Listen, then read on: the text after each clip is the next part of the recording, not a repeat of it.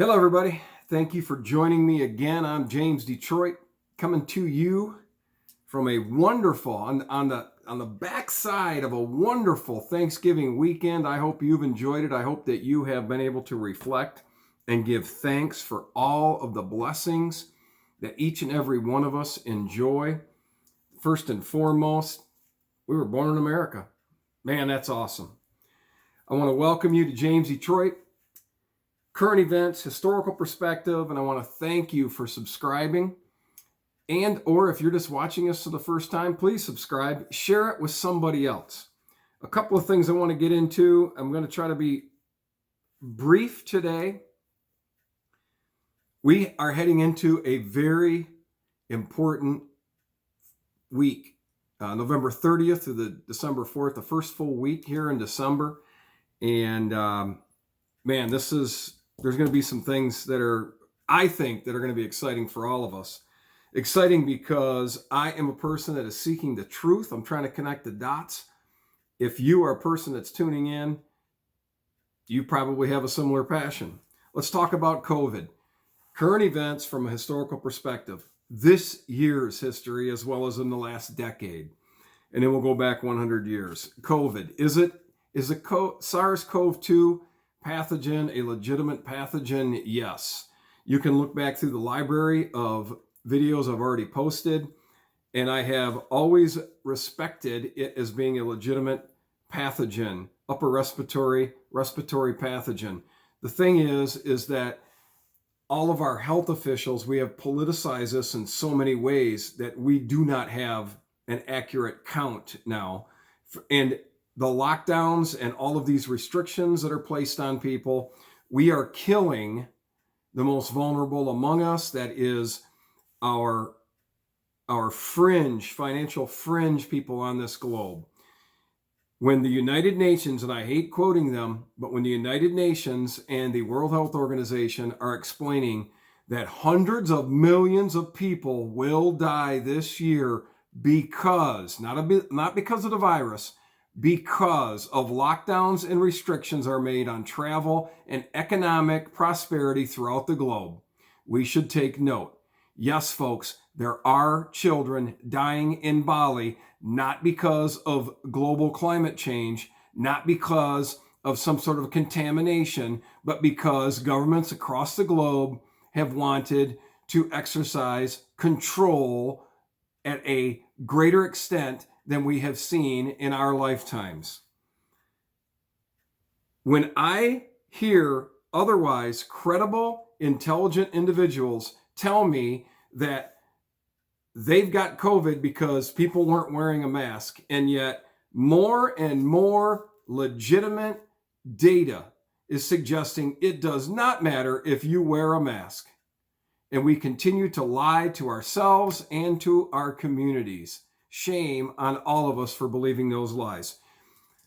Another quick note, if you saw the videos, I got the boot from Meijer. Yes, I am not going to shop at Meijer if it's at all possible. I do have a very wonderful aspect of my supply chain available to me without having to wear a mask, and that's my local Kroger. And thank goodness. So I'm going to take my monthly dollar, and instead of putting into Meijer, I'll put it into Kroger, and I'm happy to do so.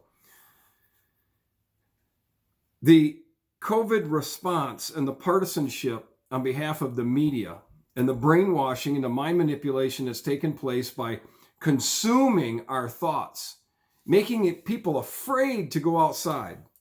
And I've gotten into debates with very close friends and family members who I love and appreciate, but that I should not be trusting a real estate man versus a doctor when it comes to COVID. Dr. Fauci has lied to us, and continues to lie to us.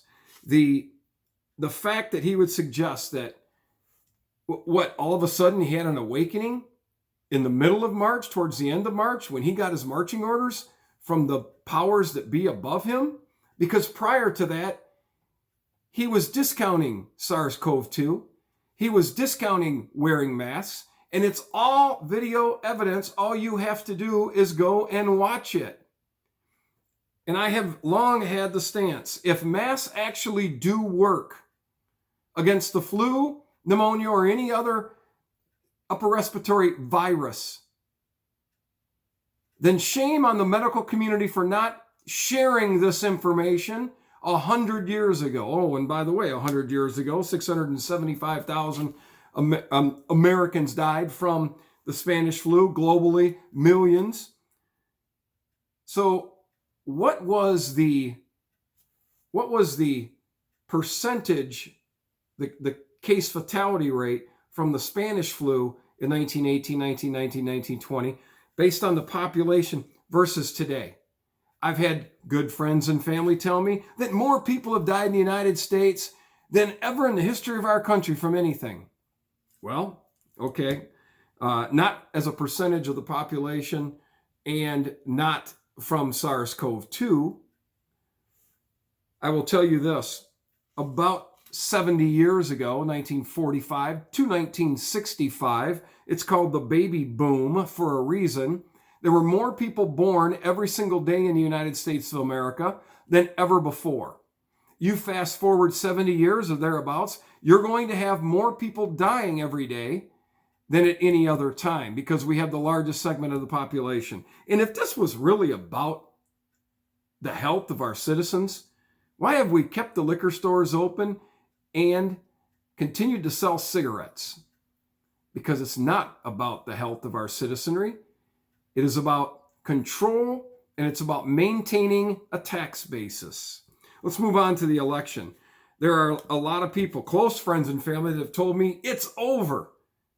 Well, first of all, it's not over because there's a process, a constitutional process that is in place. Secondly, if there is nothing to hide in 6 states, then why did they not want transparency? Please pay attention to what is happening in Michigan, Wisconsin, Pennsylvania, in Georgia, and Nevada, and in Arizona.